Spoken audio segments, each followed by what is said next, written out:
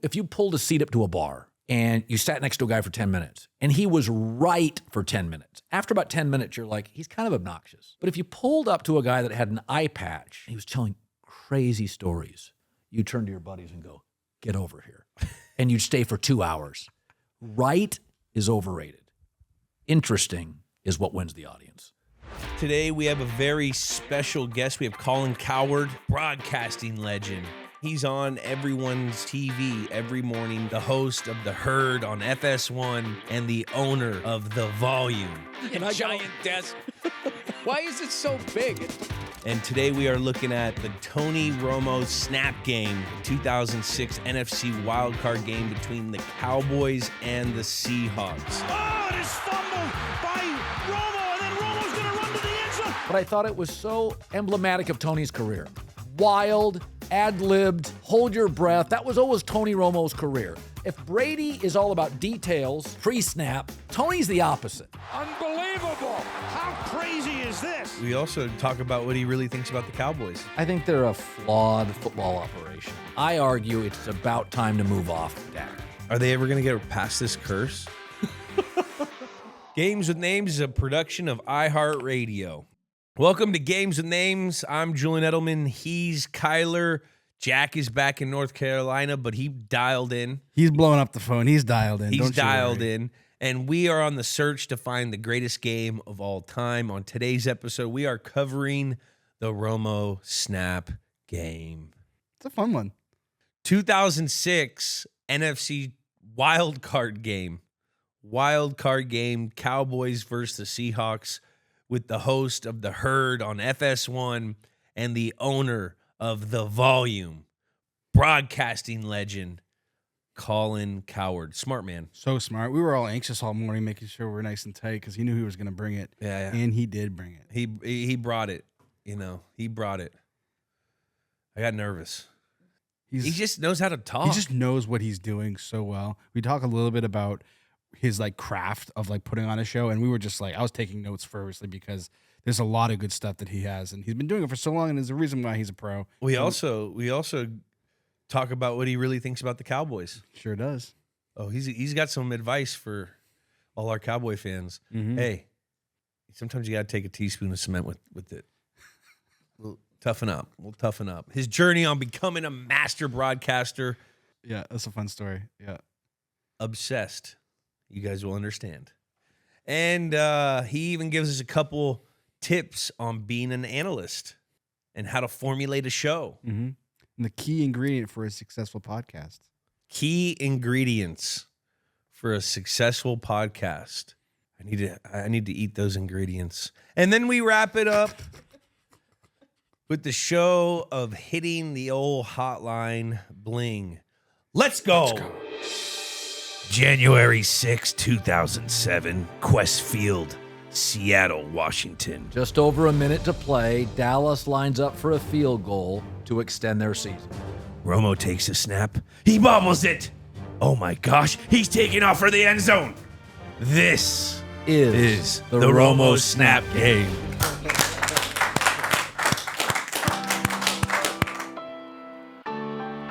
Welcome to Games with Names. Today we have a very special guest. We have Colin Cowherd, founder of The Volume, which is an unbelievable podcast.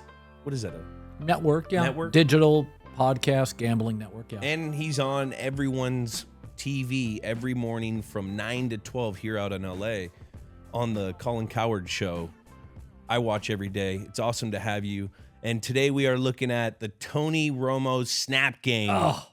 The 2006 NFC Wildcard game between the Cowboys and the Seahawks. Colin, why this game? Well, I think it was a great era of football. Young Al Michaels on the call, all the energy. Madden. And Madden. And Madden. It's in Seattle, which is Pacific Northwest, is the closest city to where I grew up. It was a real ping pong match back and forth. Yeah. Two legendary coaches, Bill Parcells, iconic Bill, and one of the more underrated coaches of my lifetime, Mike Holmgren. And really old school coaches, like wisdom guys, mentors to many other coaches. Like, not all coaches, Andy Reid's a mentor to many. And the game was great because two of the most underrated quarterbacks in my life. Matt Hasselbeck, who hits Jeremy Stevens to take a lead, and Tony Romo, who got a lot of crap, but I always thought was a really good quarterback.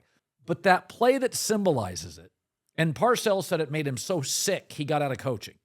He went and took a Miami gig as a GM eventually. Yeah. But Tony didn't fumble the snap. He fumbled the hold, and then in classic Tony style, he was so damn athletic, he almost grabbed it and ran in, and then it was Justin, there was a defensive back for the Seahawks that literally grabbed his toe. Otherwise, Romo would have moved it in, but I thought it was so emblematic of Tony's career. Wild, ad-libbed, almost, really close, hold your breath. That was always Tony Romo's career. Underrated. All his games were fun, kind of off the cuff. If Brady is all about details, pre-snap, almost mechanical, Tony's the opposite. Tony's sort of like, I got about 6 plays I run, and some of this is just going to be by the gut. Yeah. And that's how he played. And that, to me, that play is classic Tony. He drove him down the field. He got him in position to win. And then he fumbles the snap, yet still so talented. Almost takes that and runs in. He kind of had a little case of the yips in there because it was a good snap. But then when you have this drill, which I was watching, and this is a Parcell ran team, so there's a lot of, I'm into that because of Bill, and I'm sitting there. He didn't call fire soon enough. So when you watch Tony Romo, fire, if something goes down, you call the fire call. You got the two wings are hitting the flag routes. You got a guy hitting the flat. So like he almost yipped it a little bit. He got surprised that he dropped the snap, and then like that was like a second off. So I feel like it was too big of a moment. They weren't quite prepared for the moment. They weren't prepared for the moment. And that always felt a little bit, not a shot at Tony, that he was like Favre. Probably spent a little less time in the film room, but was so gifted he could win a lot of games regardless. Yeah, and Favre had Holmgren. Is this the greatest game of all time? No, but it's a game. You told me to pick a game that mattered to me. Yeah. And it's just an incredibly important game. And a lot of it's in my hometown. Holmgren got to a Super Bowl. Hasselbeck. Year before. Yep. They couldn't win the Super Bowl. Actually, it's the only Super Bowl where I thought officiating was really poor. I thought Pittsburgh got a couple of really fortunate calls. Pittsburgh was good, though. Yeah. But I just always loved Romo the player and Hasselbeck the player. I loved Parcells and Holmgren, old school coaches. You can hear Madden and a younger Al Michaels. It's really just great football. It was. And, this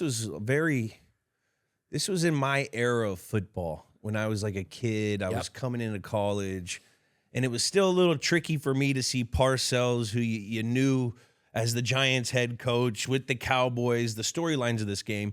And then you see Holmgren, who came over. He's in like his 6th or 7th year from the Packers, winning a Super Bowl there with Brett Rebuilt Favre. the Seahawks. The Seahawks were a joke. A mess. A joke. And it was Sean Alexander was on the Madden cover, got hurt this year. There was just so many storylines when I was researching and doing this game. I was like, man, this is when football was football. But one thing did hit me. When you watch this game, for two great coaches, there was a lot of sloppy football. Yeah. A lot of sloppy football. Well, yes, because I don't think these were fully formed teams. There was a lot of backups playing. They were beat up. Yep. Yeah. And I think, I always felt with your Patriot teams, we were talking about this yesterday on the show about foundational players. And the Patriots, for a defensive coach, I really viewed the second part of the dynasty. Gronk, and Brady were the foundational players, all offense. And offense is a timing game. Football is kind of an aggressive, blowing shit up game. And it's really interesting. These teams, there were a lot of players. Both teams were beat up. It was late. The weather was a little choppy. Dallas is kind of a warm weather indoor team. They go up to the Pacific Northwest, where, by the way, all those teams hate going in January. It's wet. It's gross. It's wet. You'd rather get cold and dry than 48 and wet. And so it's just, there's a lot of the great games are imperfect. That's why they're great. Drama. And I think a lot of your games, when I would watch the Patriot games, you were the rare football team. I almost always knew what you were. I knew what you were on first down, on third down, fourth quarter, right after half. Not that Patriot games weren't dramatic. They were boring. Kind Oh, of. you could say they were boring. You were an efficient dynasty. We wanted it to be boring. Yeah. We wanted it to be close to the very end, and then we knew that team was going to break because we were, A, more mentally tough. Yeah. B, we were in better shape. And you were situationally brilliant. And situationally brilliant, which I just had a call with Ernie Adams, and he's coming to do our show again next week. And he specifically, him and his wife are like, we want to get into situational football. We want to educate people what situational football is. So coming to you guys soon, we got Ernie Adams, situational football guru, who honestly is one of the innovators of situational football. Well, I thought he, in the that 10-part series on the Patriots dynasty, I thought he was one of the more fascinating parts of it, elements. I mean, Bill Belichick didn't lean on a lot of people. I felt Ernie was, and this is such a great compliment by Bill, but it's a greater compliment to Ernie. Bill taught a lot. Around Ernie, he seemed to listen a lot. Yeah. Like, that's the ultimate compliment when smart people have their guy they lean on and they do a lot of listening. So, Bill's mostly imparting wisdom and intellect throughout the course of his day.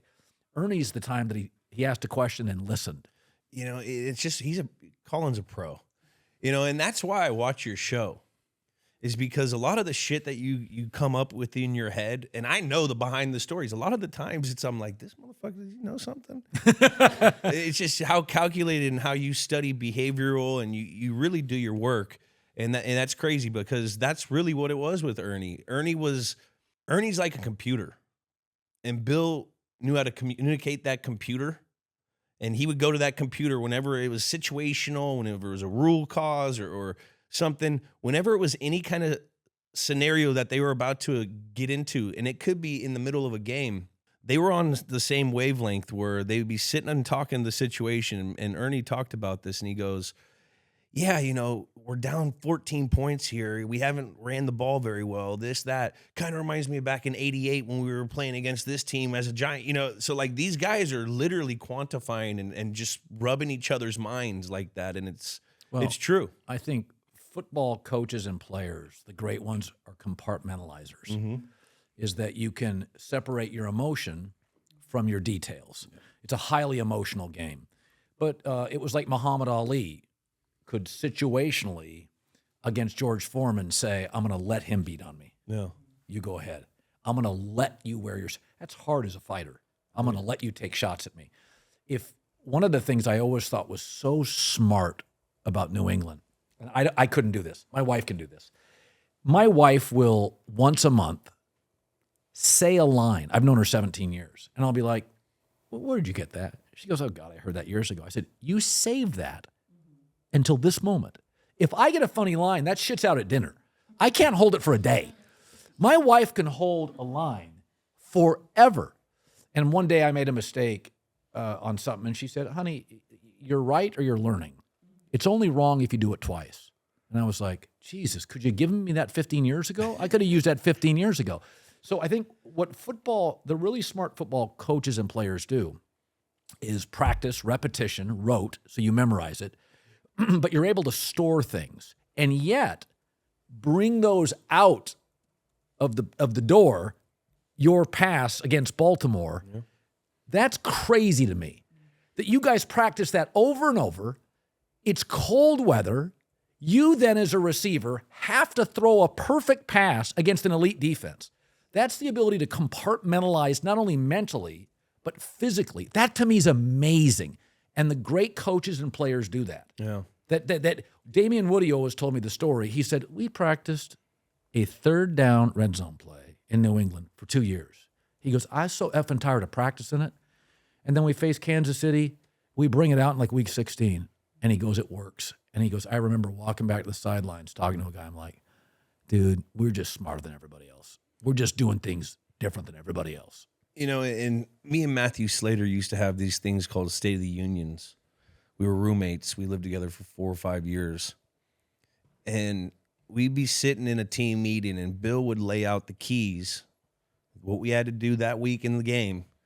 And he would lay it out. We have this, this, and this. If we do that, we will win the game.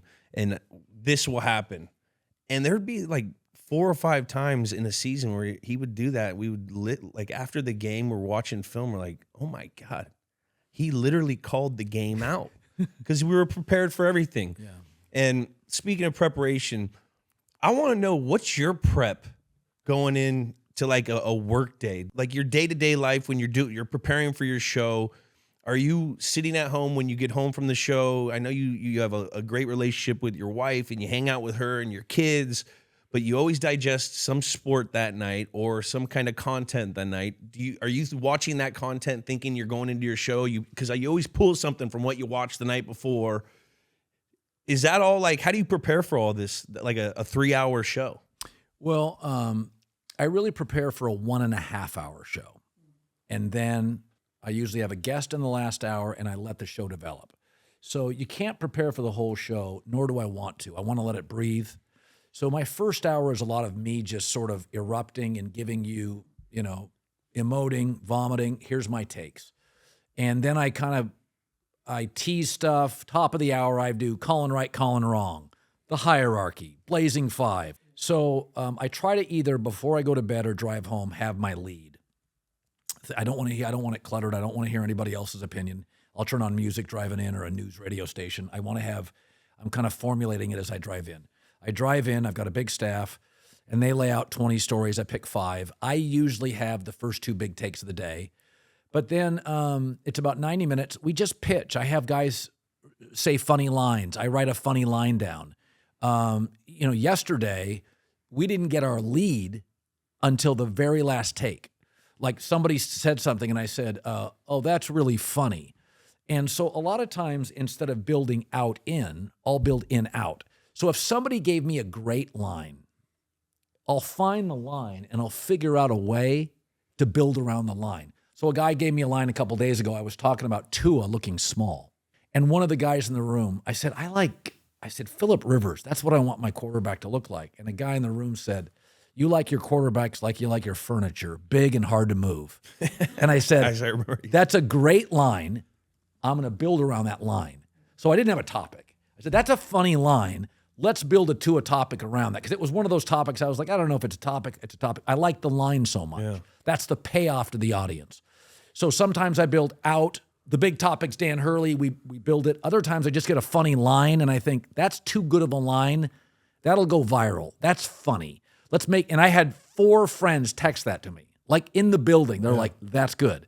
So sometimes I have it, sometimes I don't, but we spitball in the morning. Yeah. And I tell everybody, we're not into being right. I'm not interested in that. We want to get it right. Let's just have the right topic, the right story. It's not about winning the room. Shit, I don't care if I'm wrong. If you got a better take, I'll take it. And so I'm the oldest guy in the room. I have a lot of young guys without kids. They'll often watch every game. I'll watch most, but, on Sunday I just sit down with a notepad. But I like people sometimes to just, hey, this game last night's fascinating. Here's a moment in it. I watch a 6-minute YouTube clip. I play catch up. We write stuff around it. So it's very collaborative. It's very much about the team. The team knows my sensibility, what makes me laugh, what doesn't. I don't care about the guests until the show starts. It's about me. It's called The Herd. It's not called The Guest. Yeah. So you have to, that's a Rush Limbaugh thing. You got to drive your show. The guest is wonderful. Like if you're on, I'm like, oh, that's 20 minutes. We're going to get a number. But if I don't get a number in the first hour, the show doesn't rate. Yeah. So I got to win the first hour. Then I'm going to tease you in the second hour. So I try to put my best guest at 5 after the second hour. I tease it. And then you pop. Well, if my first 2 hours pop, the third's fine. Yeah. So there's a real science to it. Yeah. There's a methodology to it. It's situational TV, folks. Kind of. It's situational TV. What do you got, Kyler? Well, this is amazing. I love this. I'm soaking all this up because we're kind of new into the podcast media game, and Jules is not lying. We'll have you on pretty much all morning, and then it'll switch to McAfee, and that's pretty much how our days are.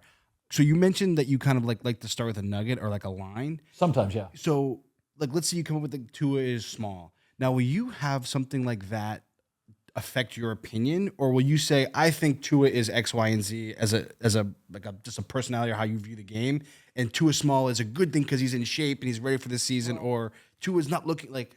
Does that alter? I'm loyal Bill Maher always says this. I'm loyal to the show.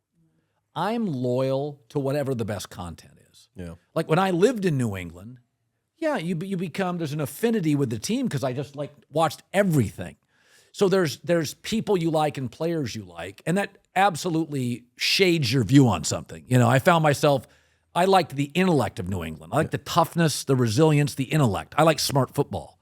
You that way. Or I would say every city I live in, when I liked UConn basketball. Yeah. I would have never picked UConn. I like their grittiness, their toughness. So we're loyal to the content. Whatever the best joke is or the best story is. So for me, I'm loyal to the show. I want Caleb Williams to be unbelievable. And then all of a sudden, Detroit pulls back and you're like, oh, now we got a cat fight. Now Detroit's overrated. Here comes, and we're calling Caleb a Mahomes by week 8. That's just good for the show. Yeah. I talked about it today. I had to do some media outlets. That's the most interesting story to me is that NFC North. Yeah. I mean, that's going to be a tough division. I mean, is Jordan Love for real? We got 2 months. Can the Lions actually, as a favorite, win? Can they win? Chicago, for the first time ever in the history of their organization, actually helped the quarterback around them Yeah, they have and weapons. drafted a quarterback. You know what I mean?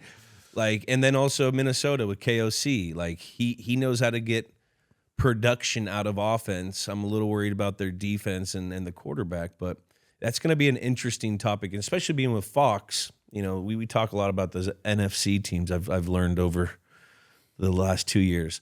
Now, you're from the Northwest. Yeah. How did this? Were you always into the broadcast world, or did you play sport? How did this fandom come above? Yeah, I was little all-star Little League, year of college basketball, loved high school basketball. What position? Shooting guard, gunner, terrible. Bad ankles. I went to Eastern Washington University. Probably shoot up a storm, though. I didn't do anything up a storm. I was up a creek, basically. I didn't do much up a storm. I was a quarterback in high school football, very marginal athlete, small league. I made all-conference in basketball 1 year, I think. But, I mean, not a great athlete, tall and coordinated, and, basketball hoop in my backyard, played all day, every day. But when I was 8 years old, I always remember my mom saying this. She said, you went from 8 to adult. You were 8 to 44 years old. Yeah. My mom always said, you just knew exactly what you wanted to do. I would get a tape recorder. I would do the games in my bedroom. There was no, when I went to college, there was a bunch of guys that were in, journalism or radio, TV, and I knew instantly it was different. This was all I was going to do. They were all nice guys. Yeah. And they were all kind of glib or funny. I was obsessed by it. On a Friday night, I wouldn't drink. I would record AM radio on this big box I had. I'd record baseball games. Yeah. And write notes. And I was always obsessed by it. So it's like anything else. There have been guys that are bigger and faster than you, but you were at some level probably obsessed with football. Either the learning, the route running, the physicality, even now the way you eat and take care of your body.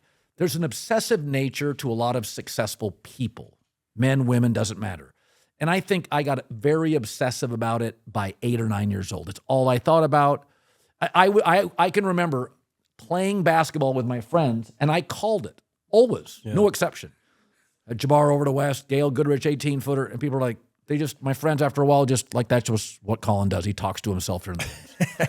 I was the weird kid who talks to himself during a basketball game. No, that obsessive behavior is a huge part of success in at least my profession, because I was around guys that were obsessed with just getting the edge. Yes. That was the term around New England. When I was a young kid, you'd be in and you'd see Kevin Falk, Teddy Bruschi, Troy Brown would just be walking in, working out, not even on the team.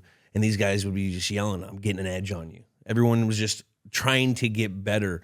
And then once you grasp that, you become obsessed with, all right, I want to be like these guys. Tom Brady, he's working with a purpose. He's caring about what he's eating, and it's one of those things where you become a product of the environment if you have that in you. You know what I mean? That's what I was. I wanted to be like those guys, so then I transformed and tried to do everything I could to be like them because they stuck around for a long time. you also find over the course, I'm 60 now, you find over the course of your life that not that many people are. No. It's really most, broadcasters are of a reasonably similar in terms of talent, resonance, knowledge. Obsessive is the difference. Yeah. It's not where you went to school. It's not your ability to, brown nose a boss who's obsessed. And you find that most people I've found make a little money and then they're content. You made a lot of money and then were driven by it. The paycheck does weird things to people. And like Tom always felt like the more he made, the more he was going to prove you were wrong years ago and passing on him. Aaron Rodgers has a little bit of that. He's still got a chip on his shoulder. Yeah. And that's really notable. I don't care if you're a playwright, a pianist, you've accomplished things. Most people then pivot into content. And obsessive people don't, and I think that's the separator, that relentlessness of work, that you're not satisfied with good. Yeah. No, I agree. And you said got paid a lot. I was just thinking, my mind went over to what the receivers are making nowadays. Oh my God. I almost just threw up. I know. It's crazy. Sorry, I got a lot of bad ADD. And McCaffrey now almost makes half of Justin Jefferson. And I love Justin, but he's undervalued. Yeah, but there's a number. Yeah. When you touch that ball a certain amount of times, and he's up against it. That's a lot of innings pitched. It's a lot of innings pitched, and those arms go. Yeah, they do. Fast. Especially when you're throwing 102. Now, Eastern Washington. Yeah. Awesome little alumni there. You got Jimmy G. You got Sean Payton. Jimmy G is Eastern Illinois. No, Eastern Illinois. Cooper Kupp. Cooper Kupp. Yes. Kendrick Bourne. Yeah. What's up with the red turf? And I heard you donated. Did you donate to that red turf? Michael Roos paid for most of it. I paid a little bit. So Boise State had the blue turf. Yeah. And they just said, hey, would you give some money? And Eastern always had a good football program. Yeah. I loved going to college there. So I grew up in the western part of the state, which was wet and damp, and I didn't have any money. Child of divorce. It was like $3,800 a year. I worked my way through college to pay for it. So they had good sports, and it was a school where if you wanted to be a high school teacher, you went, and a coach. And it wasn't that rigorous, but I loved my time there. Warm spring and summers. That's where the Seahawks trained for years. And so I've always kind of stayed connected to some degree to the athletic department, and they called, and I said, we're going to do a red turf, and I thought, that's fun. Well, we didn't really consider what happens if it snows, because then the turf turns pink. Yeah. It's like putting a towel in with a red jersey. So that wasn't a great look on TV. But I grew up my entire college day. Eastern's always kind of recruited maybe a little Northern Cal, mostly Washington State, good high school football area. Yeah. Always had really good creative teams. We've played Washington State, Oregon State, very competitive. Wasn't Bellevue in Washington? Bellevue is by Seattle. That's a very rich Tony area of Seattle. That was the team that knocked off De La Salle, and I was from Northern California. Yes, Bellevue. Great. They ran a quirky offense. Yeah. And Washington State is really good high school football, really good coaching. They got good basketball too, don't they? I've heard that, or is that? Seattle's a very good high school basketball arena. Jamal Crawford played there. Yeah. It's Washington State's interesting. When I got a job at ESPN, there was a linebacker for the Jets. He was a broadcaster for the Jets. And I remember telling him, oh, yeah, this is where I'm from. And he said, oh, you're from way out there. And I remember thinking as I walked away, well, you're from way out there. But the truth is, the Pacific Northwest is really isolated. You're surrounded by Idaho, Wyoming, these Oregon, these giant states without many people. So you grow up sort of as an outsider in your own country. Yeah. And I grew up 2 hours from Seattle. I mean, my class had 26 people. Oh my God. So I was quarterback and shooting guard and, smart aleck. I had all the roles defined, right? So sports editor of the paper. So you just got to fail a lot. But you really are, you do feel like when you're from the Pacific Northwest, you're really an outsider up in that wet part of the country that you'll meet people out east and they're always like, oh, I got on a ferry up there once. That was amazing. I saw a whale. It's like you're on Mars. People don't know quite how to relate to you. No, they don't. But we had Cooper Kupp on a couple weeks ago. He said the turf was terrible, though. You like it? I called one of his games. Which one? I think it was Sam Houston or something. They played a game. They invited me up. How was he? He's Good. balling? I didn't know who he was. They told me we have a really good wide receiver. And I don't remember that much about, I was doing a color commentary on the game. I don't remember a ton about it. But I remember his draft class. And I remember Tom Telesco was the Chargers GM. Yeah. And, Tom wouldn't give me too much, but if I asked a question and say, hey, this is one of these delete texts, right?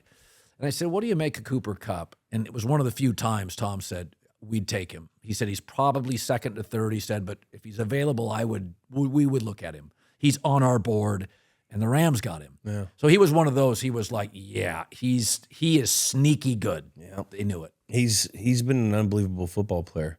I trained with him early in his career. We used to go run routes over at Golden West Community College with Tom House because they always have pro quarterbacks. Yeah. So you wanted pro arms. A couple times we threw golf and Stafford. Yeah. And he was always slick with his route running. He ran it almost like Amendola, where they would roll into their cuts. They would keep their body going forward always, and you could never tell when he was going to cut. That's a Jerry Rice trick. Jerry was good with his arms, very good with the arms, and head, and he'd give you the head. But he had like a quicker than you thought kind of burst that he was developing. He was coming off an ACL, so he was still a young football player. What he's done in these last few years, when he's healthy. Yeah, he was banged up early. He also had his first year a few drops. You're going from Eastern to the NFL, but boy, when he and Stafford are humming, it's like, wow, it's rough. How many more years do you think Stafford's got? Stafford, I have made this argument. If you took Mahomes out of football the last 10 years, I think there's only two players, Aaron and Stafford, that you would say have comparable arm talent. Sidearm. Stafford's sidearm stuff, like before Patrick, nobody watched their games. They were in the 1 o'clock window. It's not even just that. It's also his toughness.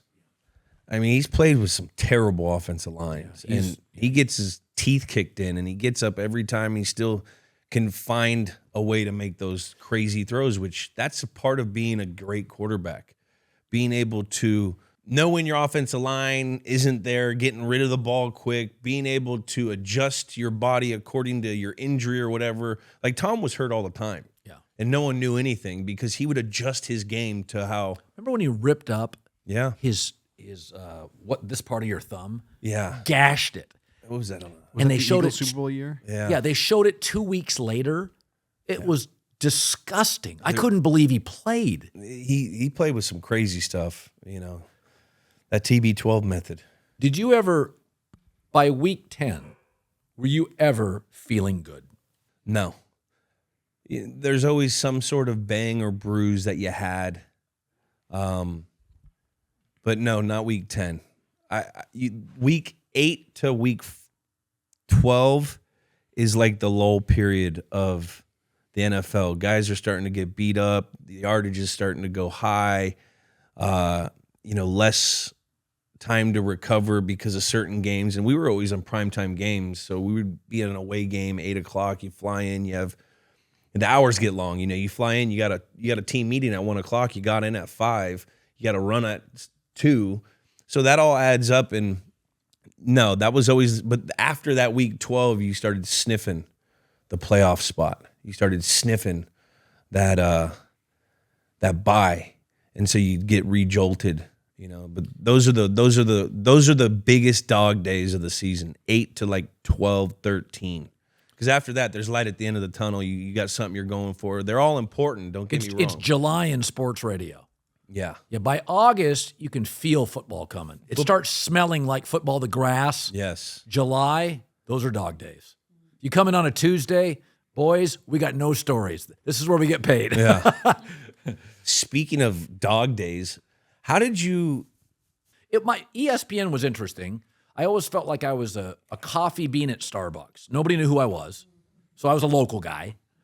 And they came and found me in Portland. A strange story that even this podcast doesn't have time for. It was a weird story. There was a snowstorm in Portland, and some New York radio consultant got stuck there and heard me and blah, blah, blah.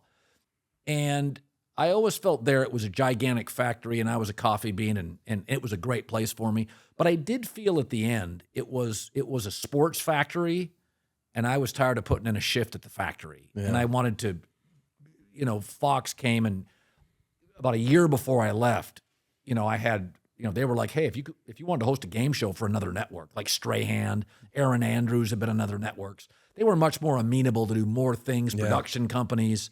But I'd never been to the East Coast, and I love it. I have a place in Rhode Island. I love vacationing there. Yeah. So I look at that more than just a job. It was where I raised my kids, and it's just a smart, principled, not morally flexible. People live a certain way. Yeah. And I always really appreciate it as a West Coast guy. No, yeah. Fox has been a dream to work for. I mean, I've worked with different networks, and the amount of time and resources they put into everyone that works there, it's very flexible. It's all about you going out and performing your best, for 1 hour. They don't meddle. They don't meddle at all. It's all about the team. It's very football oriented. And I think it's because it was, pretty much developed by Terry was a part of that early part, and John Madden, a lot of the. Well, it's in Los Angeles. Yeah. So it's very talent favorable. Yep. They've dealt with movie stars, so they're very good to athletes and talk show hosts. They let you explore. You can make mistakes. They defend you. Connecticut's different. Connecticut's like prep schools and accounting firms and insurance companies. Exactly. A little more restrictive. I could always feel the Disney weight on the company. Whereas Fox is, hey, we're in LA. This is, if you want to go home early, it's nice out. There's a movie premiere. They treat you differently. That's just the way they do. There's a different culture to it. Also, Fox doesn't have the scale of Disney. Disney is the Marriott. Right? It's this gigantic hotel. Fox is like a really cool boutique hotel in Santa Monica. Yeah. It's you don't have as much space, but great pool, great cocktails. Great menu. Yeah, it's just a really easy place to work. I've said a lot of people have gone ESPN to Fox. Not a lot of people go Fox to ESPN. Yeah. It's almost like if you go to New York, there's a lot of New Yorkers in LA. If you can make money in LA, there's no reason to live in that weather. Right? You don't go to New York and say, oh, there's a lot of blondes. Yeah. You come out here, there's a lot of New Yorkers. And I think a lot of it is Fox does sports right. They do. And they let you have the volume, which is killing it. Yeah, freedom. I got a question. Who in the pre-podcast era as a player would be a great podcaster in this day and age? Well, Muhammad Ali would have been the greatest ever. I mean, if you YouTube Muhammad Ali, and you go to Muhammad Ali's best press conferences, you can't believe it. It's like watching Michael Jackson for the first time moonwalk. Yeah. You can't believe what he's doing. He's going on these 4-minute soliloquies, and you're like, where's the teleprompter? I'm a broadcaster. How is he doing this? Ali today would be look like Ronaldo good looking, Tom Brady successful, and Mahomes talented. He was everything. Yeah. I mean, the looks, the talk. So I think Ali was born early. He would have been amazing. Generally, you know what you'll find?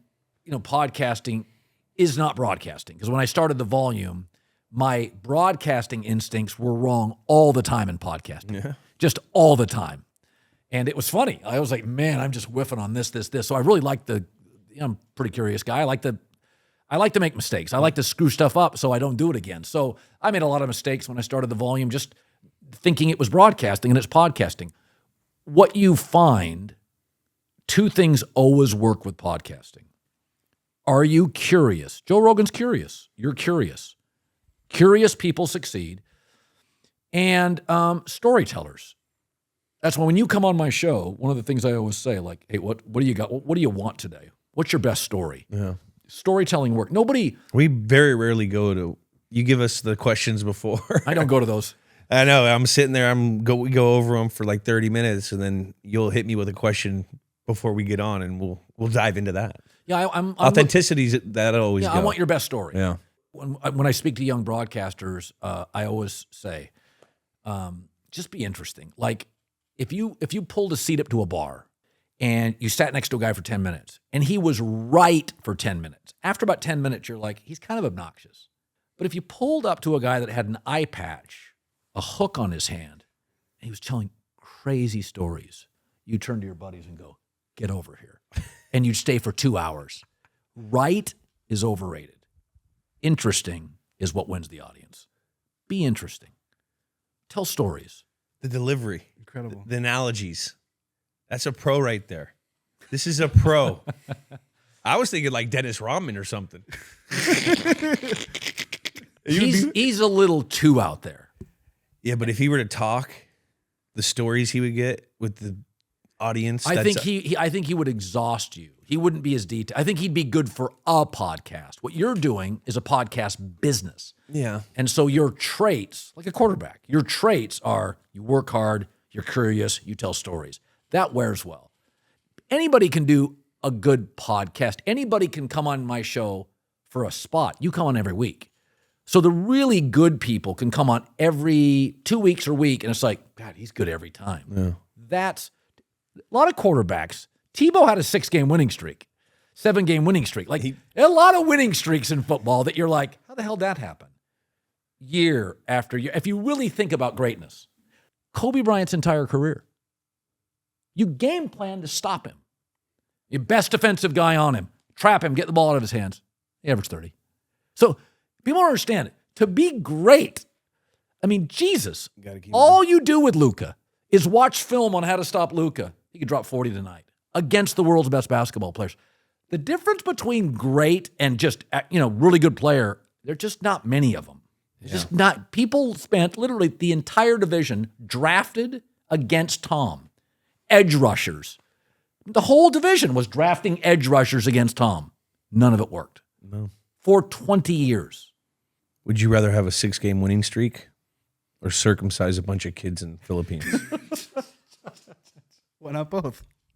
Oh, that's Tim Tebow. Tim Tebow. Let's go back to around January 6th, 2007. This is a segment where we go and we discuss a little bit of what was going on around the game. Number one movie was Night at the Museum. You ever see that? I loved it. I never saw it. Oh, it's fascinating. Ben Stiller, right? Ben Yeah, Stiller. it's a great concept for a movie. You ever watch a movie and you think, I don't know if the movie's great. What a great idea for the movie. Yeah. Yeah. You go to a museum and all the animals come to alive. life. Yeah. It's like, this is a great, somebody was high. Somebody was high and just came up with that. I mean, there's no way you did that. Or bored with their kids at a museum. Yeah, it's just great idea. Hey, it made half a billion and spawned 2 sequels. It's a great trilogy, isn't it? Mm-hmm. Number one song was Irreplaceable by Beyonce. I remember this song. It wasn't my favorite Beyonce, but it was good. You remember that song? Yeah, it's okay. I like Beyonce. I like Beyonce. The iPhone debuts. I remember this. I went to a Walmart in Rentham, Ohio. Or no, where was it? It was Canton, Ohio. There's Amish people. Like, Amish people will go to the Walmart. Anytime I was there, this was my first time shopping at Walmart. I was a Bay Area kid. I never seen a Walmart. Yeah. When I went to Ohio, I started going to Walmart. They're pretty badass if you've ever been. Yeah. And every time I would go to this Walmart, there'd be Amish people. And I was like, isn't this like contradicting what they believe? The kids would be in the video game section playing with the video games and stuff. But it just brought me back. I went and Were they also waiting for iPhones? They were waiting for iPhones. Here's how old I am. I remember the first cell phone. So you're not old enough to remember. They used to be blocks. It was like a bar stool. You were talking on a bar stool. So I get one. I'm in Vegas, and I think I'm really cool. Did you have a holster for it? In my Ford Explorer, which I got an Eddie Bauer bag for buying it, which I had for like 15 years. That was a badass Ford Explorer, though. The Eddie Bauer editions, those were cool. Was it a forest green? Mine was red, but they were cool. Yeah. So you put It's a true story. I'm making nothing, probably 12 grand a year out of college. You fastened it in right by your, drive shift, right? You fastened the cell phone, you put it in, you locked it in. I didn't know the first month. I thought you only got charged for calls you make. So I told people, call me. Oh. I was taking calls all day. Oh, you get charged for those. My first bill was bigger than what I made a month. Oh my God. One of the only times in my life I called my mom. Mom, I need a couple $100. She's like, you're in Vegas. Go gamble. What do you mean? So I'm like, I didn't know you got charged for incoming calls. And these things were giant and gray. I remember. What TV show was it on? Was it like Miami Vice? There was a TV. Yes. Miami Vice, where they'd always have like the big old block. That's what it was. Or one of the most epic was Wall Street with Gordon Gekko. Mm-hmm. That was the best. In the sports world of 2006, 2007, national champions were number 2 Florida beats the Ohio State Buckeyes. Heisman Trophy winner was Troy Smith, who went to Baltimore. Yep. Which game was this? Who was the Florida State? This was one of those Florida. off years of Florida State. I think one of the back-to-backs. I think with Tim Tebow. Yeah, that was a Tebow team. Yeah. Oh, this is a Florida. Is it a Tebow team? Yeah, I believe Yes, so. it Let me is. double check. It is. Is it? I read Florida State. I was tripping. Florida. This is with Hernandez, Percy Harvin, all the boys. They were stacked. Spikes was the most unathletic looking guy. He had like such a dad bod that laid the most wood I've ever seen in my life.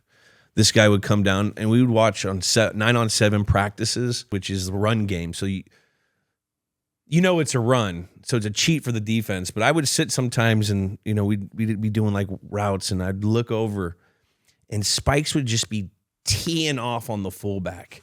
I mean, him and James Devlin would hit 4, 5, 6 times in a row. I'm talking like 6-yard sprints where these guys were just banging, and he would blow guys up. He would knock big old 350-pound linemen back. I mean, he could lay the wood. Donald Penn. Remember Donald Penn? No. He was an offensive lineman. He had the strangest body for the Raiders. Yeah. I didn't even understand it.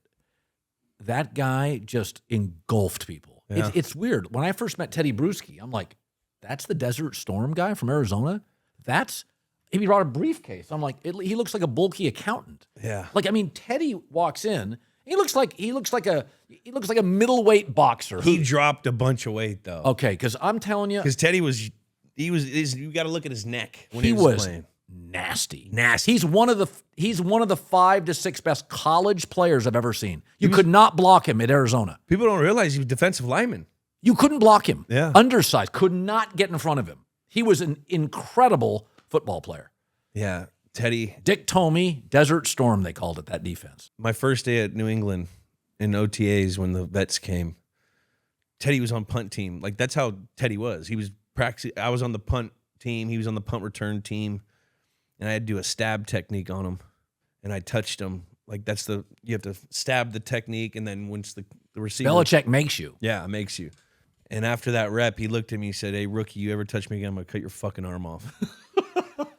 So I had to go the next rep with him. I'm sitting there, I'm stabbing the air behind him because I need to let the coaches know that I know what I'm doing for film because they're going to bitch at me if I don't. And it was just crazy. I never touched him again. I never touched him again. He's a tough guy. Oh, he eat nails. Super Bowl champions were the Colts. I got clarification. That was Chris Leak was the starting quarterback. That's right. But Tim Tebow had 2 touchdowns. Yeah, he was the Yes. freshman. Yeah, Leak was the undersized guy. 12. Yeah, That undersized jump pass guy. and then he ran Yep. with Leak is a classic college, not a pro player. 100%. But a really good college player. He had a sweet spiral. Yeah. Charlie Ward had that. That's a great college player. Charlie Ward. Yeah. Super Bowl champions were the Colts. This is when we had Ernie on, and he talked about the AFC championship between the Pats and the Colts this year was the Super Bowl. Mm-hmm. They were up 21-6 at halftime. And then the next year they go and get Randy Wes. Yep. They were pissed about that whole thing. LT was the MVP, LaDainian Tomlinson. Miami Dolphins head coach Nick Saban resigns in the middle of a season, right? Yep. After returning to take the Alabama head coach job. That was crazy. If he gets Drew Brees, if he gets medical clearance, he never coaches Alabama. He tried to get Drew Brees, and the doctors would not allow clear it. him, The yeah. Saints doctors cleared him. If not, he never the greatest college football dynasty never materializes. He does not take that job because Nick would have won with Drew Brees. He actually, if you go back to his Miami tenure, he made a difference. Yeah. He just didn't have the quarterback, which is, as Bill Belichick's proving, that's the sport. That's a league. That's the league. Got to have the guy. Yeah. Andy Reid's one of the few guys that won at the highest level with average quarterback play. That's like it. It's hard. Yeah, I mean, McNabb was okay. He was fine. It's fine. Smith at the end, he was a good game manager. Yeah, but it's hard to get to NFC championships repeatedly. Yeah. So it was a soft division then. I still have a take that I think Bill owns Andy Reid. It depends on the culture. I've made the argument. But you got to look at every time we played them, Yeah. even when they had their highest of the high of the offense. Yeah.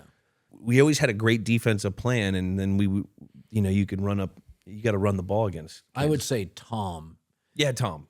I mean, that overtime game, you guys got the coin flip. Yeah, but that defense, like our defense in the first half, shut them out. Yeah.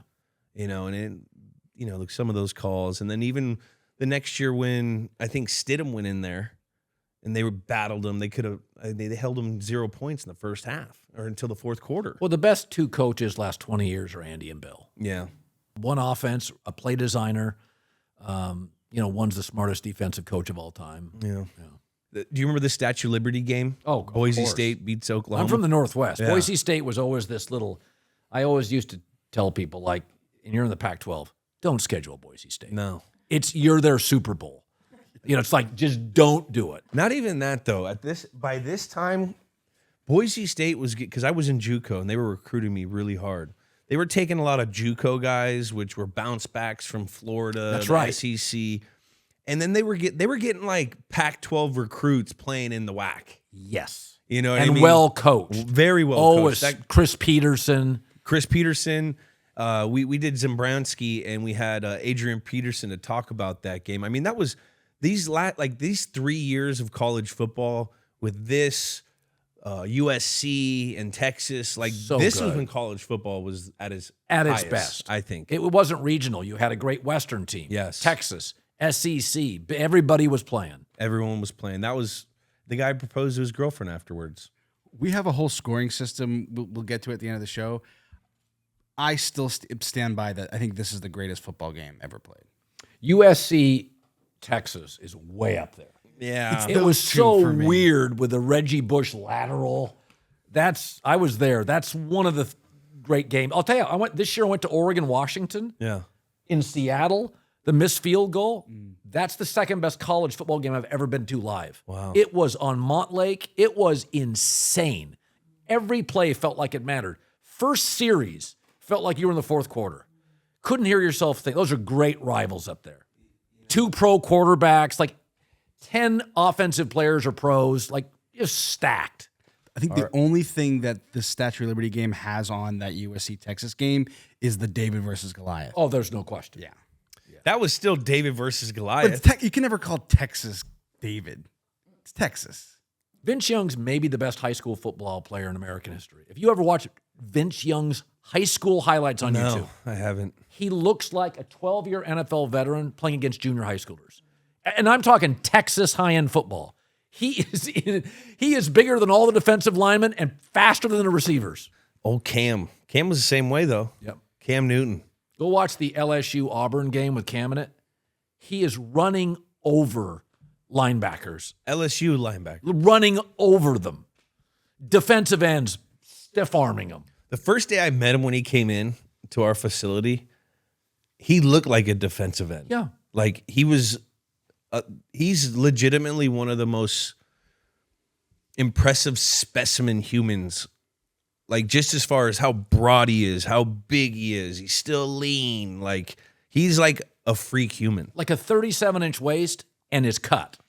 Like he's like a lumberjack. He's not built like humans. No, I mean he was fun to play with.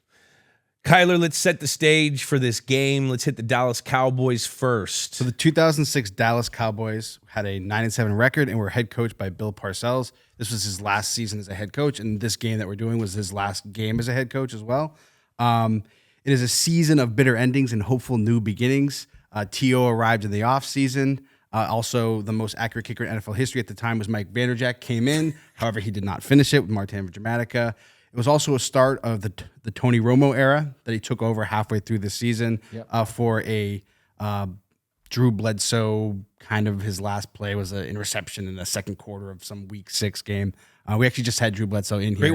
Great wine. Double back. Great. Prototypical first overall person. He can still throw player. It. We went and threw the ball in the backyard. Yeah, no, Drew looks like a number one pick. He 100%. Like he is like John Elway. He picks up a ball, and then Brady used to talk about this, like, because Brady likes his balls a certain this, that, you know what I mean? Bledsoe could pick up any ball and just whip it because he had these big, just country-fed white boy hands that, like, looks like he should be picking up hay or something. He's just exactly what you said, what your number one pick should look like. Yeah. And then this team, once Tony Romo took over, they won 5 out of the 6 of Tony Romo's first starts. They stumbled a little bit down the stretch, and we'll get to that. We also just like talking dudes, naming dudes. The dudes on this team was Drew Bledsoe, Tony Romo, Jason Witten, Flozell the Hotel, Flozell Adams, Roy Williams, Miles Austin, DeMarcus Ware, and Terry Glenn. Also a studded. Terrence Newman, too. He was a badass D-back. A studded coaching staff of just future head coaches. We'll talk a little bit about later, but that's the 2006 Cowboys. What do you remember about this era of Cowboys? The emergence of Romo. I mean, I grew up with Staubach, Danny White, Troy Aikman. They bounce around, and then they find their Romo. And it was, it's pretty rare that a big brand like the Cowboys get an undrafted quarterback. Yeah. Usually a team like the Cowboys is such a big brand that you would have the quarterback ready to go, or you just go buy one, right? Like for the Cowboys, that'd be like the Yankees' best player being like a 40th round shortstop. Like, you're the Yankees, you figure they'll just go buy a cleanup hitter. 100%. So the Romos are real for their brand. I mean, most of their best players have been like free agents or first rounders or Micah and CD. And all of a sudden it's like, that O-line for years, that was all first round picks. Tyron Smith. Tony's undrafted? That's something like the Jaguars would get or the Panthers, right? But it's to be the America's quarterback of note, and you played at a tiny school most people can't find on a map. It's pretty remarkable. And Tony had a good career. He did. He had a very good. He was exciting. I remember when he came in, he was just, he was a jolt of energy for them. He was making those athletic plays where he was ducking down. Guys would over tackle him. He'd pop his head up and find a guy down the field. Like I just always remember he was kind of a shorter guy, but he used his athleticism in the pocket, and he had like a flair with him where he was really good outside the pocket, and he was good at making a play within the play by manipulating defensive guys in the pocket, stepping up, sliding, and then finding the second play. I always feel Joe Burrow is a more disciplined Tony Romo. They were the same number. They look alike. They play alike. Joe's just a little more, not mechanical, a little more efficient. Tony's a little more instinct, go with the gut. But there's a lot of similarities. Tony's, Joe's great. Yeah. Tony on his best days was a highlight film. He was really good. Wasn't it weird kind of seeing Parcells as the head coach? Did you think that was weird? Well, I remember this whole thing happened. Only 2 Cowboy coaches have worked, 3 in my lifetime. Landry, Jimmy, and Parcells. The latter 2 had Jerry as the owner. The ironic part is Jimmy and Parcells are exactly what the Cowboys need as a coach, and Jerry didn't like it. Yeah. They need a strong-willed, defiant architect that knows the game, that pushes back on Jerry. Jerry tends to hire people that need him. Jason Garrett, his first job. McCarthy was out of work. Chan Gailey. Jerry tends to hire people that need him. Yeah. Parcells and Jimmy didn't. 2 best coaches they've ever had, and I just don't think Jerry likes you. The Cowboys usually have the highest percentage of players on their roster that they drafted. Yeah. And there is something about the Cowboys sometimes come off as like a family business, like the local general store in a very corporate league. But I always feel like Parcells and Jimmy, that's what they should have. And Jerry just can't. It doesn't work for very long. So they go 12-5 this year. I think they step back. They don't have a running game, and so they'll be much more Dak dependent. They go 11-5 this year. I'll do 10-7. You do 10-7. I don't think they make the playoffs. They don't make the playoffs. No, I think they're very thin at receiver and running back. I think they'll be more Dak reliant. I think the NFC the last 2 years has been down. The Packers are ready to go. The Rams are not in a rebuild. Chicago's good. If Arizona's a 5-win team, that's a good 5-win team. They got like some dudes. They can compete. They do. So what about Belichick going there next year? Yeah, I could see that. Yeah, they would need a strong coach who's defiant, a great architect, a culture builder, and it'll work for about 3 years. And then what happened? And then Bill will get him to the highest level. I argue it's about time to move off Dak. Dak's good. You can't pay him great. One thing we know doesn't work in this league, to have a good quarterback that you pay great. Yeah. You can win with a rookie quarterback and a rookie deal. You can win with a great quarterback taking a bit of a pay cut. You can't be a B-plus quarterback and get paid A-plus. You're out of the Super Bowl bubble. And I think Bill knows that better than anybody.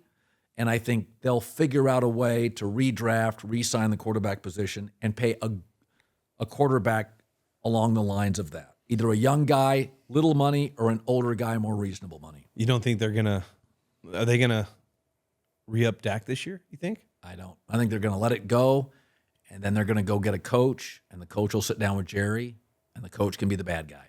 Jerry doesn't want to be the bad guy. Yeah. Okay, let's break down these. Hold on, Seattle. Before we move on from Dallas, I just want to mention some of these coaches on this staff. So Sean Payton, he just left the year prior. On this team is running backs coach Anthony Lynn. Mike Zimmer's back. Mike Zimmer's defensive coordinator. Secondary coach is Todd Bowles. Wide receivers and passing game coordinator is Todd Haley. They had Anthony the tight Lynn ends too, coach, running back coach. Freddie Kitchens.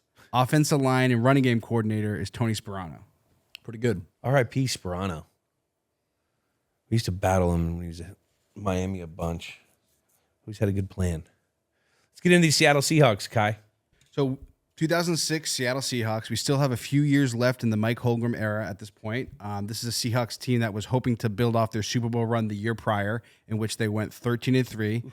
They signed Nate Burleson in the offseason. They gave him the bag. They traded for Deion Branch after week 1, and they were looking to give Matt Hasselbeck some weapons and hoping that they could do another Super Bowl run, maybe get over the hump. Unfortunately for this season, 9 offensive players missed games. Sean Alexander, who also got a bag, got bit a little bit by the Madden curse. Are we buying the Madden curse? Not really. It was, didn't it stop after Patrick or something? I think it's dead now, for dead. sure. But it was there. It was there. It might have been there. This team couldn't stay healthy. No. Matt Hasselbeck, you mentioned, missed 4 games with an MCL sprain, so Seneca Wallace had to step in, who also had a reception in this game, this playoff game. We had the same agent. They Don Yee, he pitched me like you could be like a Seneca. You could play a quarterback, receiver. It's like, no, you have Tom Brady, bro. I'm signing with you. So this team finished 9-7 after starting 4-1. And also just want to mention Sean Alexander, the previous year, he was MVP. He rushed for 1,880 yards and 27 total touchdowns. A couple of dudes, Nico Kudavides was on this team. And Tutupu. Yeah. He lives in Foxborough still. His dad was like one of the first Patriots. Also on this team, Walter Jones, Marcus Trufant, Deion Branch, Nate Burleson, Sean Alexander, Jeremy Stevens, who had a big game. I always remember him always coming up with those cover 2s. Like they hit in this game. Big tight end down the middle of the field when they were running those Tampa 2s all the time. Yep. Stevens used to catch a lot of those. He was a Husky, great high school player in the Olympia area. I followed his whole career. He had some stuff off the field, but he was a huge high school recruit. He was a great player. He's a big guy. Long, fast, like a physical Jimmy Graham. Yeah. Like if Jimmy Graham blocked and was tougher, that's what he was. Wow. What do you think of this Mike Holmgren era Seattle Seahawks? Well, Mike is really smart. Mike has an Andy Reid quality where he's not only a coach, but he's a mentor. You know, his coaching tree is impressive. And I always thought, you know, Mike Holmgren's one of the old school coaches that may have been born too early. He'd be great today. Yeah. He'd be great today. his era was mostly you were allowed to grab and pull and jam and, he grew up in an era where all the rules lean defense. Mike Holmgren is one of the older coaches that I think if you put him in today, he would be Andy Reid. He was super clever, great multiple offenses. Those Seahawks teams did not have Super Bowl rosters. They had a Super Bowl coach. I mean, if you go back to that Seahawks team that made the Seahawks, they had some really nice offensive pieces, but not one of the more impressive Super Bowl rosters. Was the 12-man thing there when you were a kid? Well, it was always, Husky Stadium was always one of the loudest stadiums, and the Kingdom was always loud because of the reverb. So Seattle was always known as just a really loud place. And again, I always feel like in Seattle, because we're so isolated in the Pacific Northwest, we always feel like we have to prove that we love sports. Yeah. And so there were a lot of local breweries. You'd come in lubricated. It was tailgating central. We only got good weather briefly. So when you got it in the early fall, you went on the boat, you came up to the games at Husky Stadium. Seattle's always been just a great football town with a really raucous, lively, engaged fan base. Yeah. Mount Rushmore of Seattle Seahawks then. Steve Largent. Largent. Jesus, he was good. Godfather. Him and Steve Jules are a lot Largent. of similar how they play. We just have Cooper Kupp here. We were talking. That's about a good that. question. Steve Largent. I love Cortez Kennedy. Cortez Kennedy, what years? Wasn't Cortez there for years? I loved him. Sean Alexander's probably on it. I mean, let's be honest. Richard Sherman. Sherm. Cam Chancellor, go Hokies.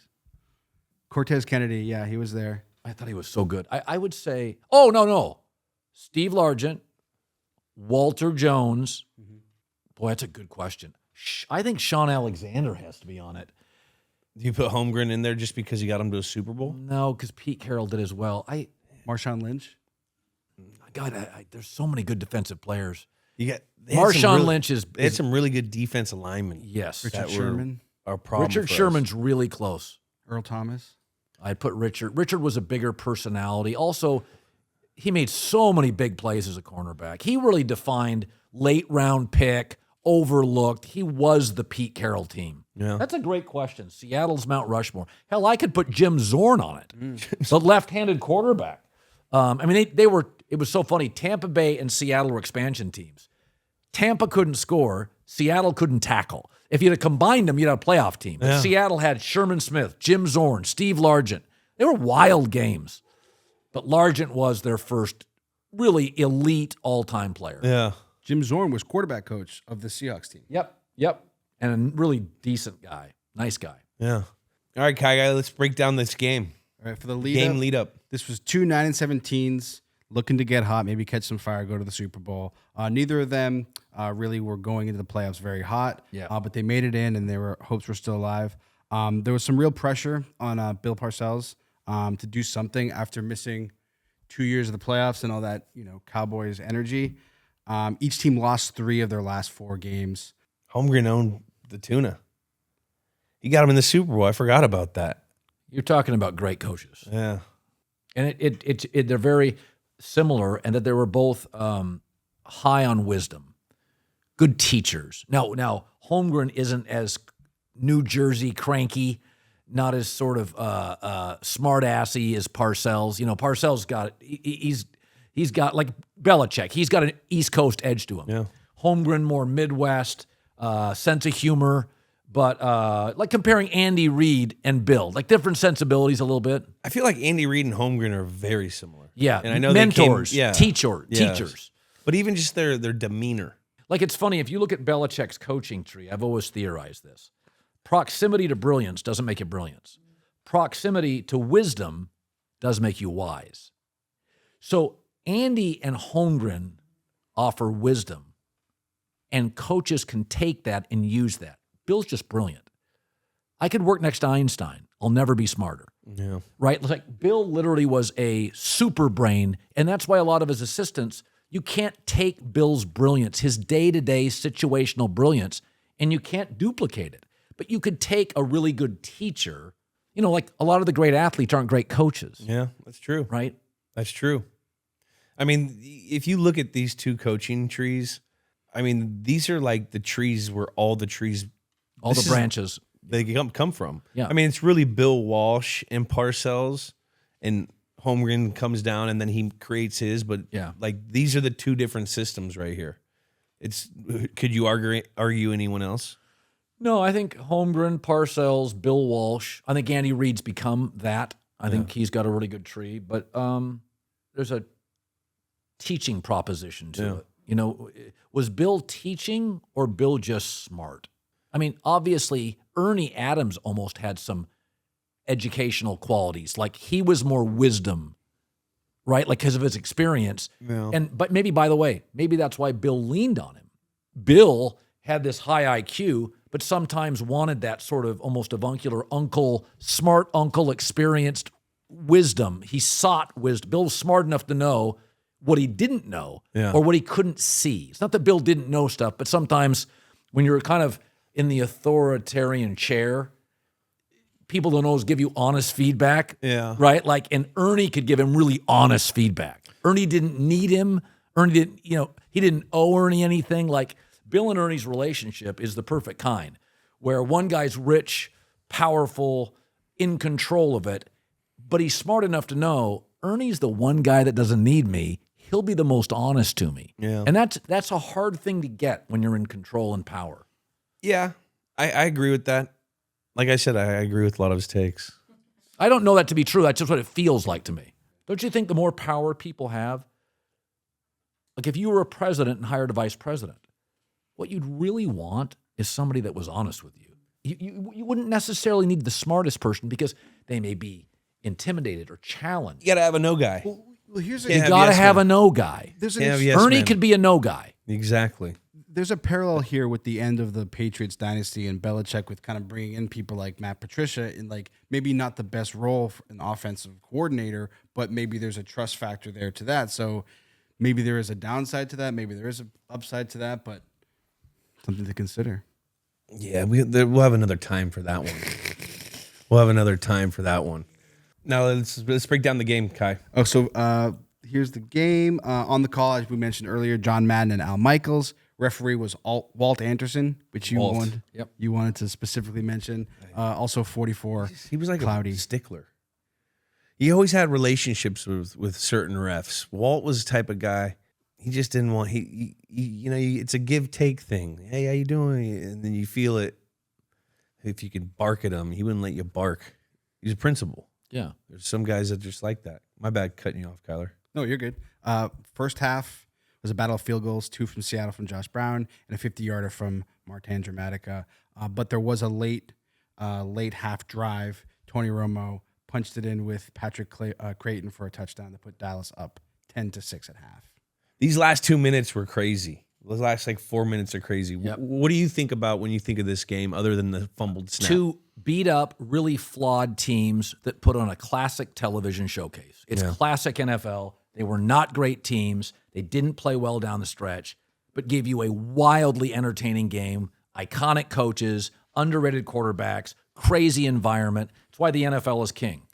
You don't need great teams to have dramatic games. It was situationally wild. It wasn't a clean game.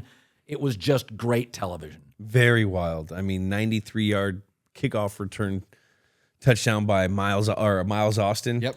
Like, if you do that, your percentages of winning are 94%. So let's kind of get into the last 8 minutes because I think that's really where the bulk of this game kind of happened. Seattle was trailing 20-13. Hasselbeck goes to the end zone and gets a pass interference. The ball's on the 1, but they can't punch it in. There's a turnover on downs. Spot. Remember that spot? I don't. The Witten spot? It would have been a first down. That's why they had to kick the field goal.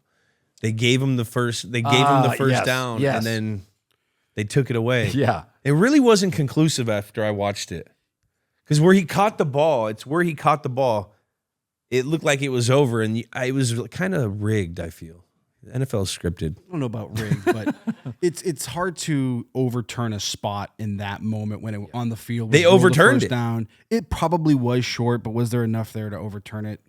This is still keep going.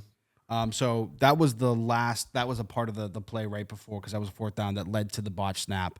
But before that, the safety. So then with 6 minutes left, 6 minutes, 42 seconds left, Dallas takes over on the 1, and we have a Terry Glenn fumble that goes out back of the end zone for a safety. It looked like it might have been a touchdown, but one of the players, while he was touching it, barely, I think it was He stepped out of bounds, so it was a safety and not a touchdown. And then Seattle stops Dallas, and then with 5 minutes, 45 seconds left, Matt Hasselbeck leads Seattle downfield and hits Jeremy Stevens down the middle for a 37-yard touchdown. They go for 2, which you had thoughts on. Yeah.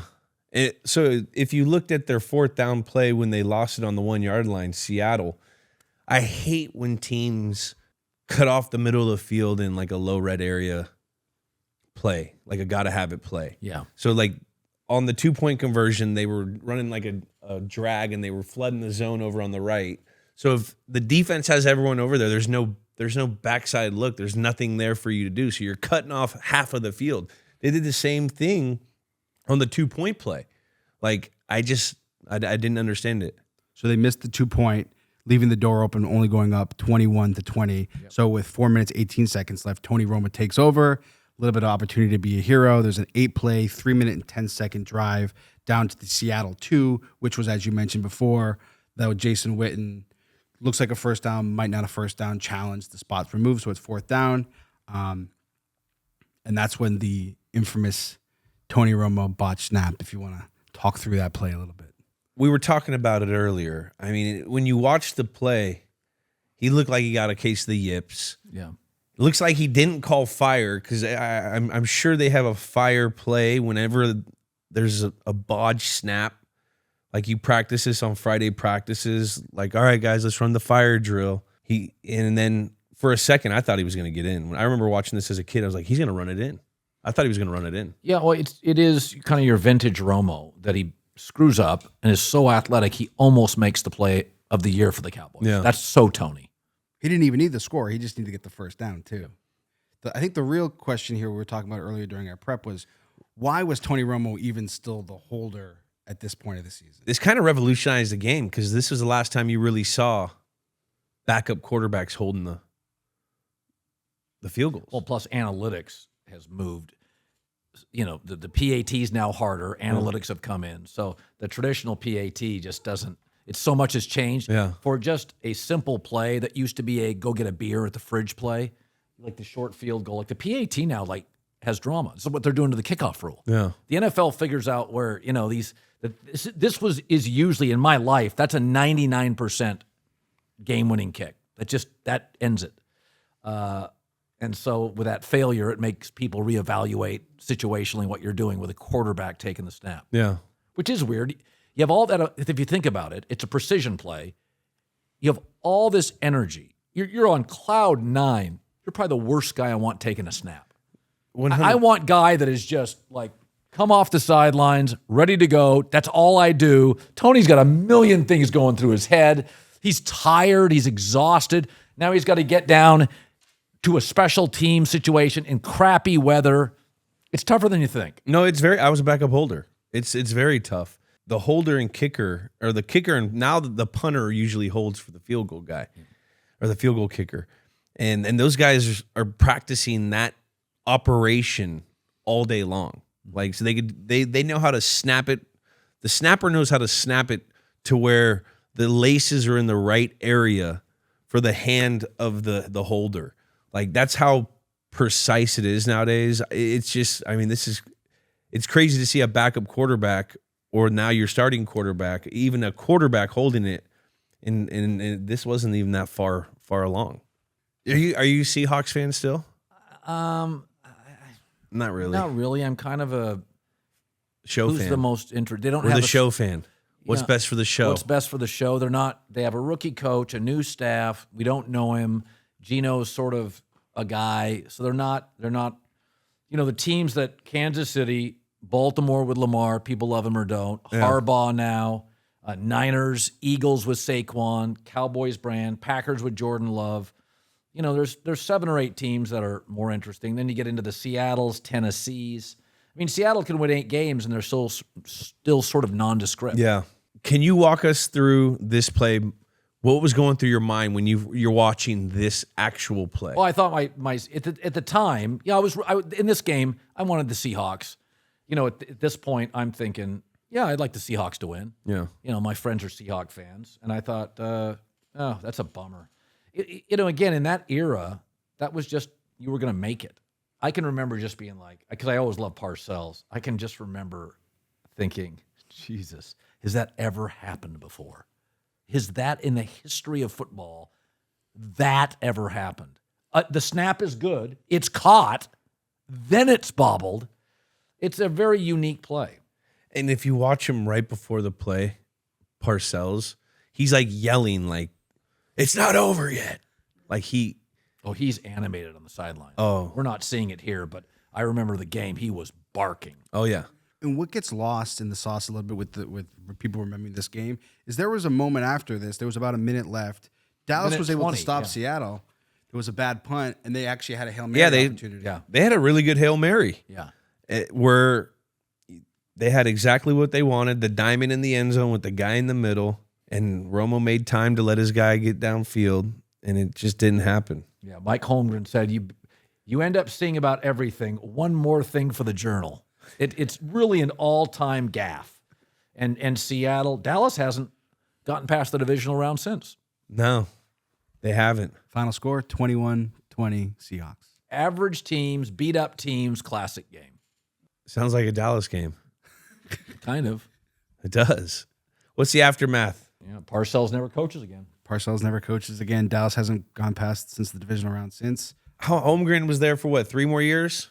2 or 3 more years? 2 or 3 more years, yeah. And then they went with Pete, I think. Where does this has got to be one of their top ranked losses of all time.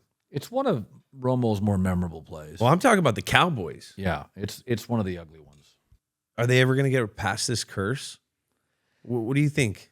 How many more years? I think they're a flawed football operation. Too beholden to their own picks, too insular, not enough exterior voices, not willing to hire a coach that pushes back on Jerry. I just think they're a flawed business operation. It's like the Lakers. You know, they rely on, Kobe's agent runs the franchise, former players in the building.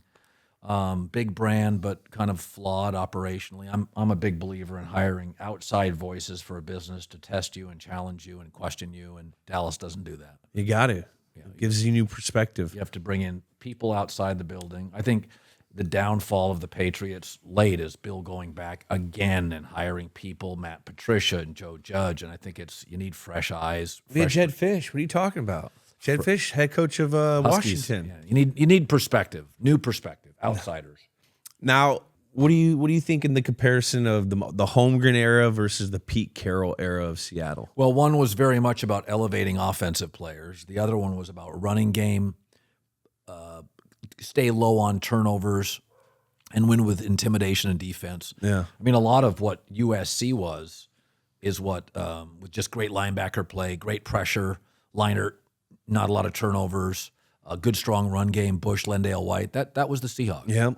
I mean, that's that Seattle 6, they call it their defense that they all run. Yeah. It got a little outdated, but I think Pete's era was everyone uses it though. Yeah. That's what everyone uses. They don't play man. It's a matched man. Yeah. It's like a zone man. Yeah. We have any leftover questions over this crazy game that Tony Romo wishes he forgot? I got a couple but we'll corrections and additions. There's more corrections than I can handle. We usually have Jack, our researcher guy, here, so I'm filling in. He's texting me like crazy. But I want to add that that the Bellevue Wolverines absolutely dismantled the country's top team, De La Salle, in Concord, California, sending the mighty Californians home with a thorough 39-20 beating in front of 24,000 fans for the second annual Emerald City Kickoff Classic in 2004. So good memory with that, Jules. Well, you know that they weren't in a division in our area. They would go play state champions. They would go to Texas and play their state champion the year before. They would go to Florida, and they would beat up on those teams for 20 years. Yeah. It's got to happen soon. Let's name the game. What would you name this game? Oh, Colin? I would say the Romo Snap Game. You got to put Romo's name in the title. I would call it the Romo Snap Game. The Romo Snap Game. Let's score the game. Is this the greatest game of all time? Let's score it. Stakes 1-10 in a divisional round, Colin. Decimals are okay. What are the stakes of this game? 1 through 10, the stakes were low, probably a 4. It is a playoff game. It meant a lot for Parcells' career. Let's go 4.5. We got an integrity type score going here. Jules, you guys scored too. I would say like a 6.5. It's still a playoff game. Dallas hadn't won a playoff game in a long time. Seattle there's a lot of stakes because they had a shitty season. They just went to the Super Bowl. They're battling the Super Bowl slump. So star power in this game, 1 to 10. Not a ton. Parcells may have been the biggest name. Tony Romo second. A running back was big. Very little star power, about 4.5. Again, the crowd felt like as big a factor. Parcells was the star of the game, really. Yeah. You got 2 Hall of Fame coaches. I'll go with a 6, a flat 6. The gameplay of the game, sloppy football, but a lot of excitement. Oh, the play of the game's a 9. A 9. It's one of the craziest. I mean, it's like the David Tyree catch. You've never seen it since. When you have a play in football and you're like, yeah, I've never seen that. That's all-time stuff. That's like people in the living room screaming when that happens. Both sides are screaming. It's a lot of times you get one side screaming. Like Cowboy fans are screaming and Seahawks fans are cheering. Like that's a wild play. This is about our 60th game, and you just made us think of something I never thought of before, which is we've always just used gameplay as just a single game, but I think that there's difference between an audience's version, like opinion of the gameplay, and a coach's. Because this game, a coach might be like gameplay dog shit, but an audience is like that last fourth quarter, that's incredible back and forth. Yeah. That's what we do at Games with Names. We bring an outside perspective to try to make our business better. Score? It was also shocking. Most touchdowns aren't shocking. Most great plays aren't shocking. Yeah. That's a shocking play. A gimme. Yeah. David Tyree, that's a shocking play. That was a very shocking play. I'm going to go with the gameplay 7.5. 7.5. The name of the game, I mean... Well, I mean, in the history, there's been the Raiders, Steelers, the Bradshaw, Franco Harris is one of the is probably the greatest name. Immaculate reception. Probably the greatest name 9.9 here. I'd put it a 5, 5.5. It's the Romo Snap Game, but it is memorable.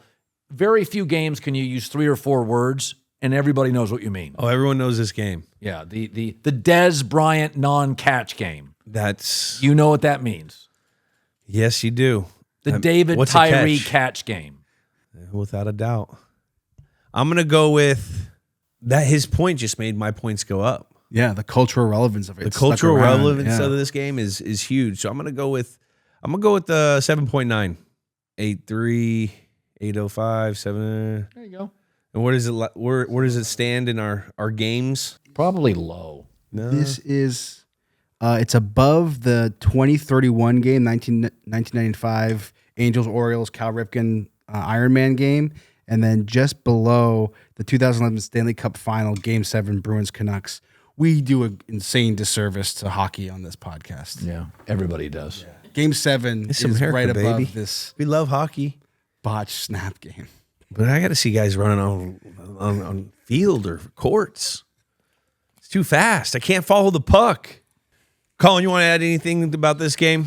No, I got a company called The Volume. Check it out. Google The Volume. Proud of it. Got a great staff. Work hard. Shannon Sharp's on it. He's a big deal. Yeah. Draymond Green obviously gets people all worked up. Jason Timpf, John Middlecoff, former NFL scout. Love it. Great. Up to 42 employees. Growing like crazy. Good people. Yeah. DraftKings, big sponsor. So feel lucky. Lucky guy. Very grateful.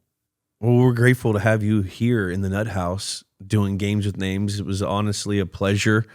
I've learned so much from you just being out of football and in the Fox world for a little bit. You know, I really do watch your show and how you compute things and you're able to communicate things with your analogies and bringing in pop culture to ultimately bring it to a sport or your point is like... I look up to that. That's awesome. I appreciate you coming, doing the show. I have a good route tree. Man, that was an awesome show. He's a really calculated, smart man. He could talk and be interesting for, I think, consistently, like the entire day. Like you could just be hearing something from him and it's interesting and you're engaged forever. It's an insane skill set that he has. Curiosity, hard work. I got to be more curious now. He said I'm curious. You're curious. All right, let's hit the hotline. All right, let's hit the hotline. Remember, guys, the number is 424-291-2290. Let's hit the old hotline. What's going on, fellas? Jules, I want to hear you talk about that touchdown you scored on special teams off that fumble recovery that kind of like just popped in your hands. Diehard Pats fan since 96. Love the podcast. Let's fucking go, baby. Go Pats. Man, that play, thank you for the call. That play was awesome. That was Thanksgiving, I believe, 2012 in New York. That's the butt fumble game. It was a butt fumble game. McCourty went down and hit McKnight, and I was flying down the field, converging, and the ball, like, it was like out of a dream or something, just popped up, and I saw it and caught it in stride and went in. I mean, it was just a weird play, but awesome play. We've been circling that game for a while. I've been flirting with Mark Sanchez, flirting with Vince Wilfork. This game's higher on the list. We want to do this game. Patriots win 49-19 on Thanksgiving Day. Yeah, we that was a bad game for them. I think we scored like 21 points or 19 points in like 35 points in the second quarter. And Yeah, there was like the back-to-back. there was a back-to-back Yeah. to back. I think Fireman Ed, I think he retired He this retired. game. Then they brought him out of But he's back. retirement. He's He's back. back. He's back. He's It's back. good for the game. We need Also, Fireman Ed. No, this is real early. I don't even know if I should be saying it, but there's some whispers of some stuff about doing some episodes from the Jet Stadium with some people. It just got thrown on me. That's all I can say. Oh my God. But let's just say it'll be worth it if it happens. It's not the Jet Stadium, first off.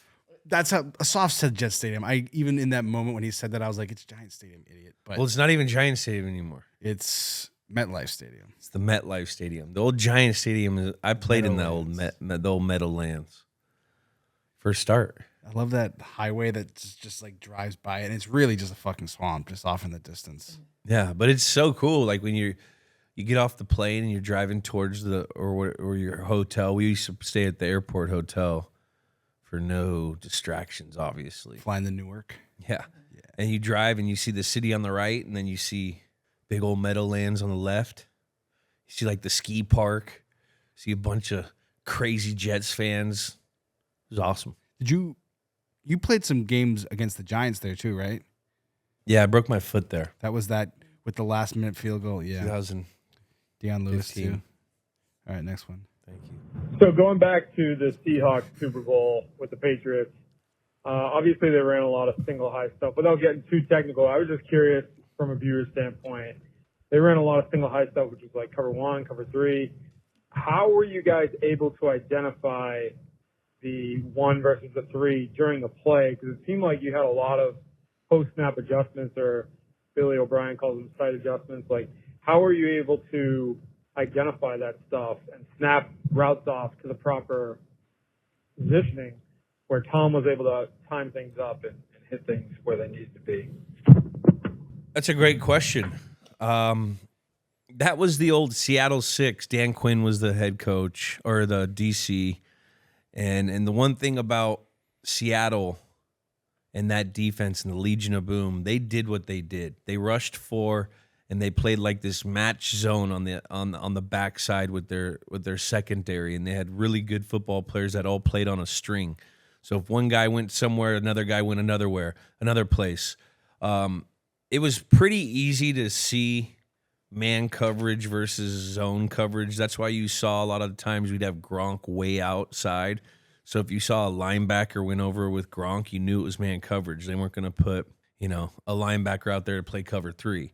If they put if the corner was out there on Gronk or through a formation indicator or some sort of motion, and it would be a corner out on whatever player that shouldn't have a corner, then you knew it was a zone of some sort. But it was tricky with them because their zones played like matched man zones. The outside guys, they would play with a less fear factor because they had things coming to break on the under of them. So they were able to jump routes and keep their eyes in the backfield. That's what those defenses get to do.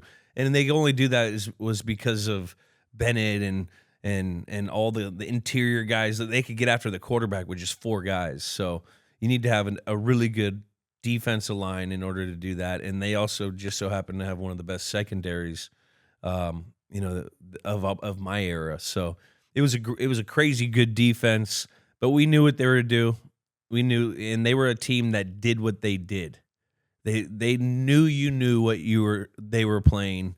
They said, we're going to run it, you beat it. That was their motto. We just had a lot of good stuff dialed up for them. Love it. I also just realized you're wearing a Seahawks shirt right now, too. I know, I'm wearing a Seahawks shirt. That's the AFC Seahawks. This is AFC Seahawks. I'll do one more. Last one. Hey, Julian. Hey, guys. How you doing?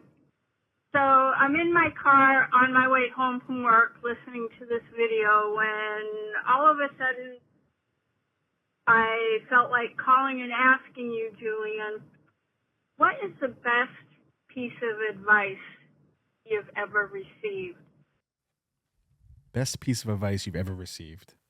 The one thing that comes to my mind is my dad. When you're green, you grow. When you're ripe, you rot. You always got to keep learning. And you think you got all the answers. That's when you get picked. When you get picked, you ain't live no more. You're dead. You're done. When you're green, you grow. When you're ripe, you rot. It works in every facet of life. I use it all the time now, too, because of Frank. Mostly just to you. Yeah, but it's an extension of Frank. It is. Man, what an episode. Thanks again to Colin.